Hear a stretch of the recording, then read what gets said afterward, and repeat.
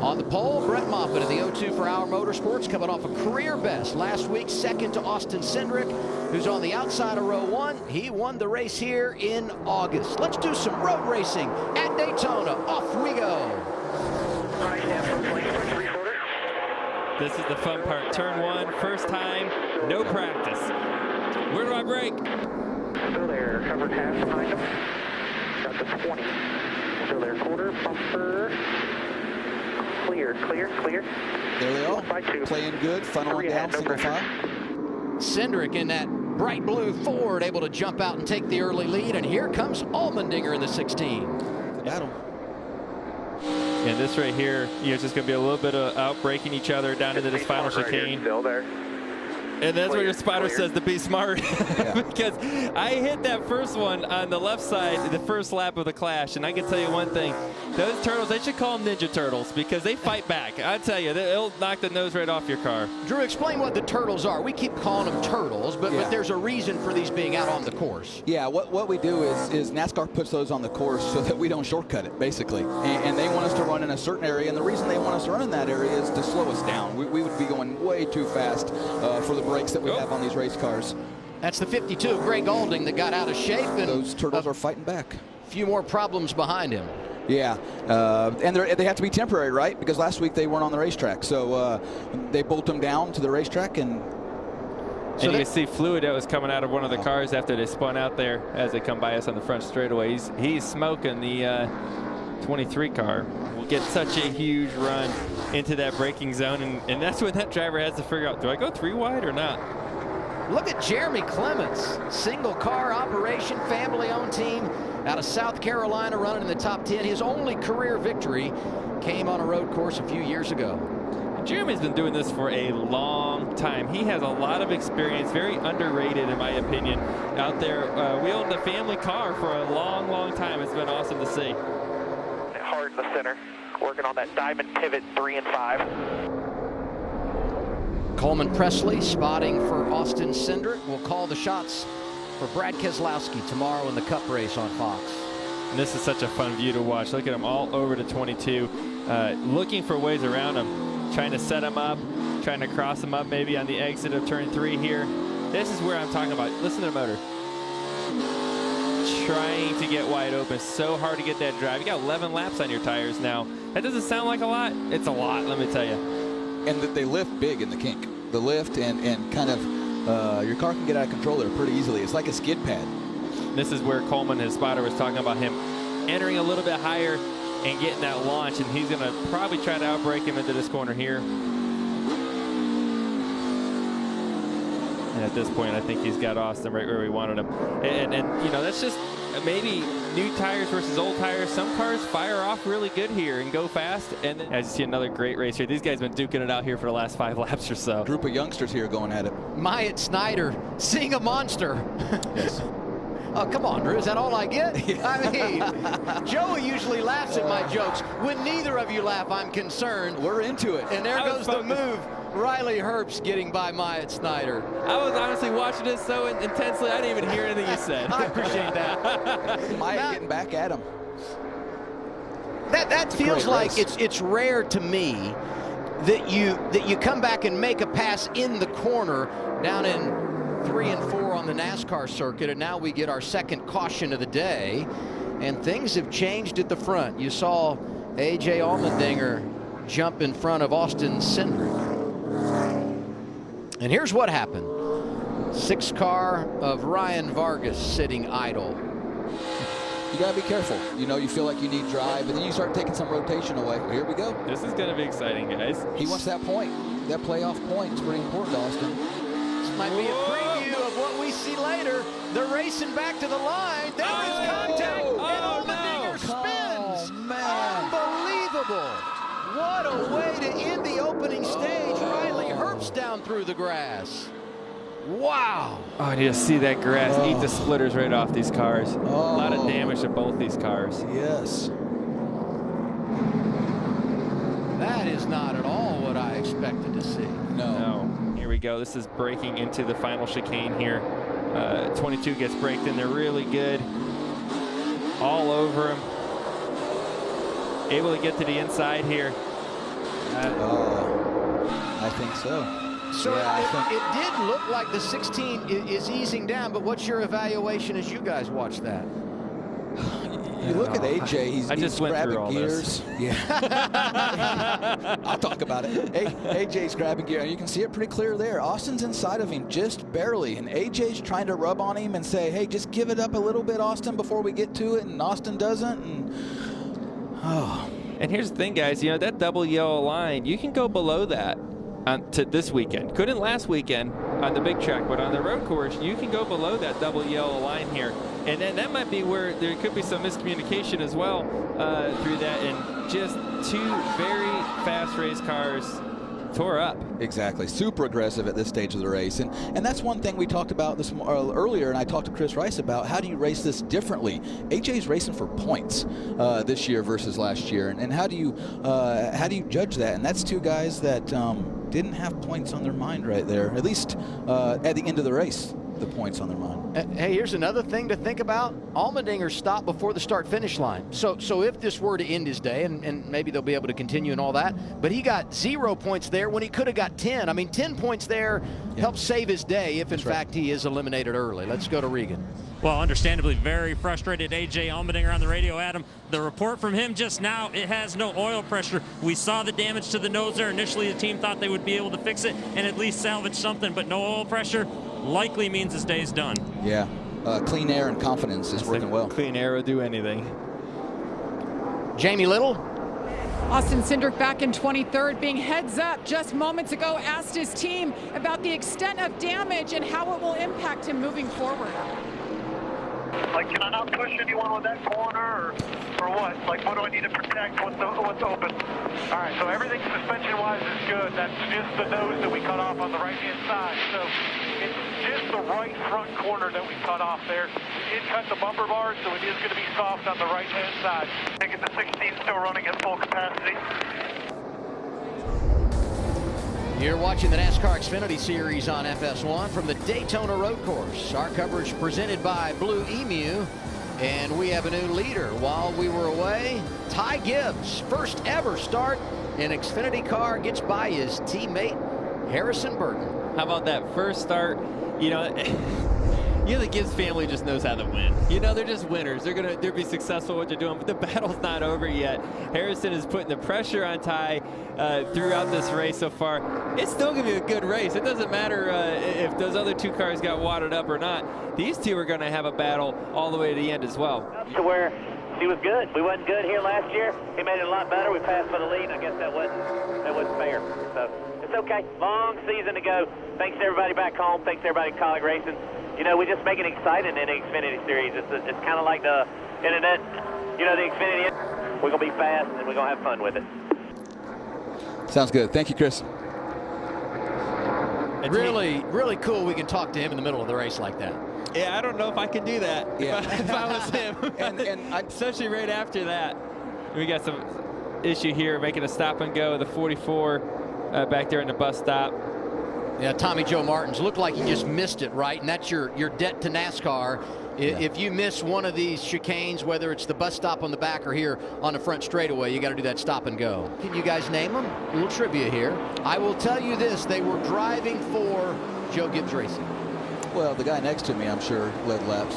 He was like 14 years old. That was going to be my guess. Who would have been the other one? Gibbs, that young. Harrison? Kyle Busch? It was Kyle Busch, but Kyle actually, when it was in a Chevrolet. Yeah, he wasn't at Gibbs yet. Yeah. And Eric Jones. Oh. How about that? How about that? You saw just a minute ago, left front down on Miguel Paludo's car. You know, we were watching under commercial here for you guys. He was booking down into turn one, locked up the left front, and there you see, you lock it up for a long time and flat spot it. That poor Goodyear is not going to hang on very long when you flat spot him for that long period of time. And unfortunately, it is the worst possible spot if you do in the turn one, because you have 3.5 miles of limping it around. Right there, as you see the brighter Brandt car. It's a long time to have it locked. You know, Joey, and this is where these guys have they pitted a little bit before that first stage ended. This is as long as they've gone on tires. So your braking points are moving back. Things tires are wearing out, and the track's changing for sure for him. It's not like it was on the sticker tire. There's cars falling off the track everywhere. It's another one in the grass. That was Chris Wright off track for a second time today. What's the latest on Brett Moffitt, Regan? Well, a tough break for Brett Moffitt a couple laps ago. He had the same issue with the left front tire going down as what Miguel Paludo did. The only difference is his happened right at the entrance of pit lane. He was able to hop right into the pits, salvage something out of that. He was running third when it happened, Adam. And right now he scored 26th. And I'm curious thinking about Moffitt as you watch him slide through here. You know what? He's going to have to make one more stop anyway. So if they can get themselves into that final stage and make their pit stop, they may not be out of the game just yet. You know, I feel like Austin's a very smart young race car driver that works really hard at this and is going to figure out a way to make it work.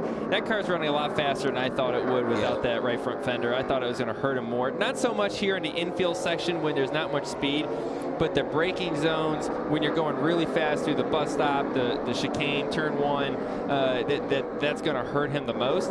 But maybe in the long run, we talked about this before. You cut that fender off, there's a lot of air cooling that tire. And maybe that's just giving him so much turn here in the long run. He's able to really make some fast lap times right now. He's the fastest car on the racetrack by quite some margin. You mean those hours and hours in the wind tunnel and putting that fender on just perfect might not be worth it? Cut it off. All right, we're at final lap of the stage, and the last time a driver won a stage in his series debut, Jack Hawksworth at Mid-Ohio, driving for Joe Gibbs in 2019, and Ty Gibbs trying to finish the deal and get it done here at Daytona. This isn't going to end smoothly, is it? You brought me up here in the booth for my first time, and I saw excitement from the end of that first stage. This was pretty boring, Ty. less drama, and Ty likes that. Ty whipped him. Settle in. Final stage on the road course at Daytona. 3, 2, 1 now. Look at this move. Harrison Burton going down there trying to outbrake the 52. Still outside. 22 still outside. Even with the 22. Jimmy Means' car. It's good to see. Yeah, Jimmy Means, great racer for many years. Fixture in the garage now as an owner, and 52 having a good ride today. But here comes Cindric.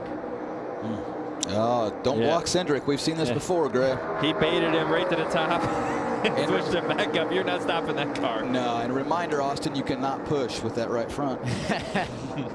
Well, and the thing that we have to think about is all these guys are close on fuel. And what makes fuel worse is when you run faster lap times. And Austin Cindric is in the gas more than everybody else on this racetrack because he's so good, he's so fast right now. His fuel will be worse than the rest of them. So it could get real dicey for Austin later in the race.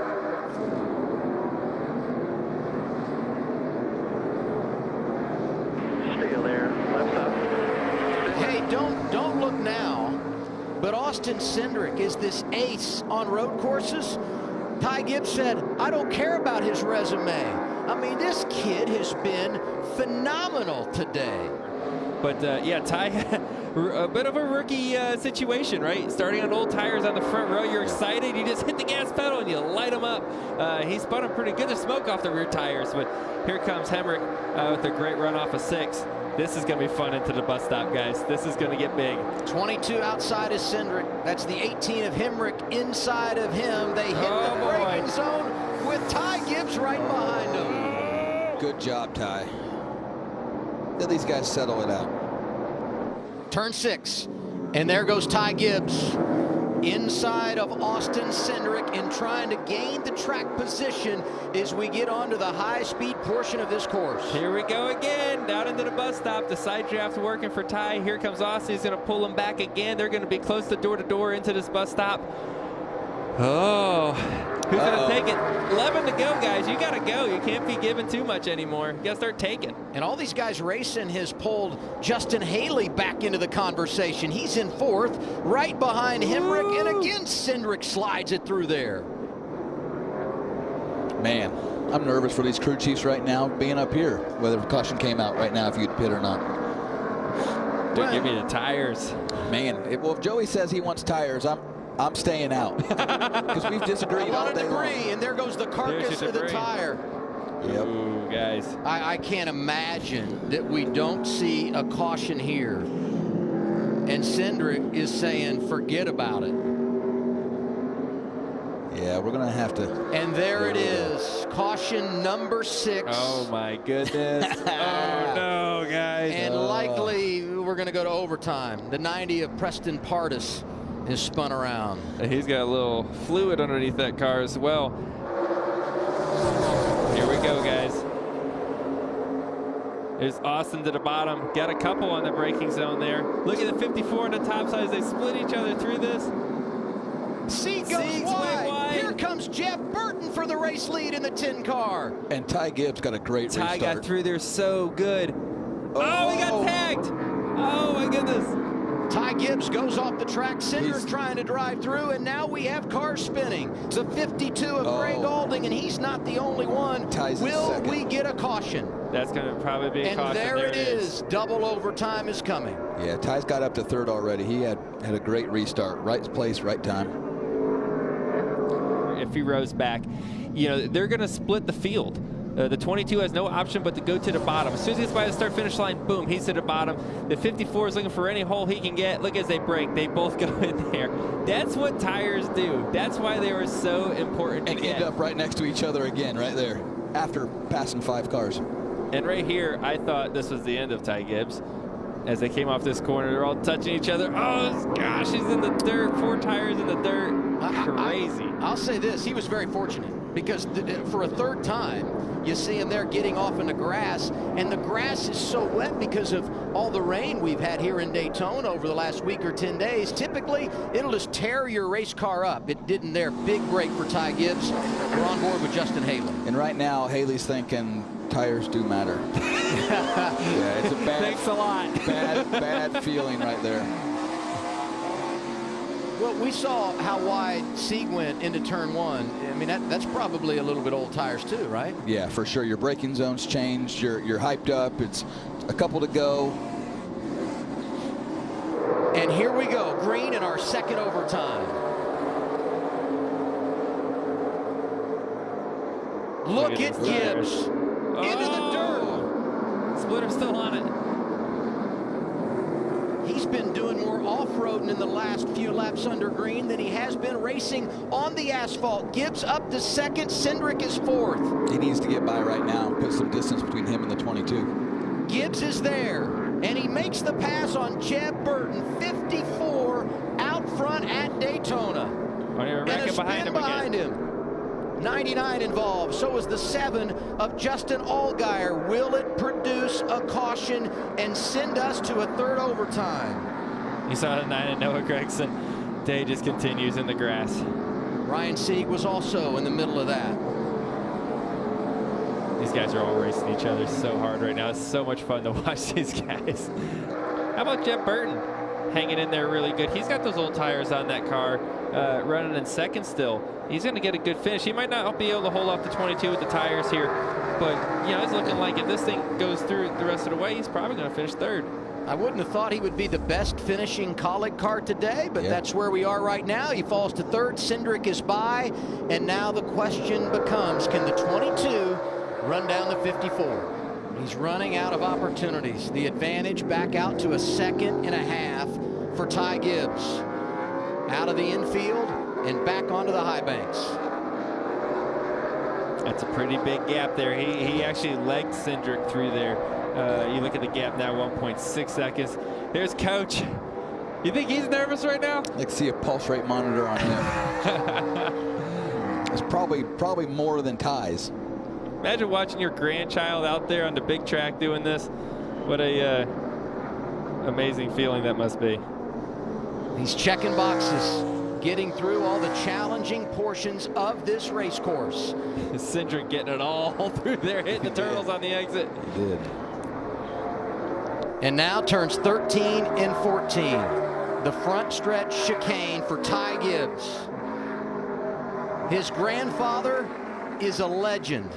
And at 18 years old, he's going to win in his first career start. Here's Ty Gibbs, a victor at Daytona. Calm and cool. Unbelievable.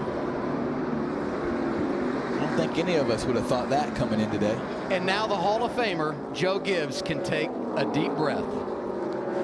That's why you got to watch these races. You know, before the race started, we thought it was going to be a two-car race between Allmendinger and Cindric.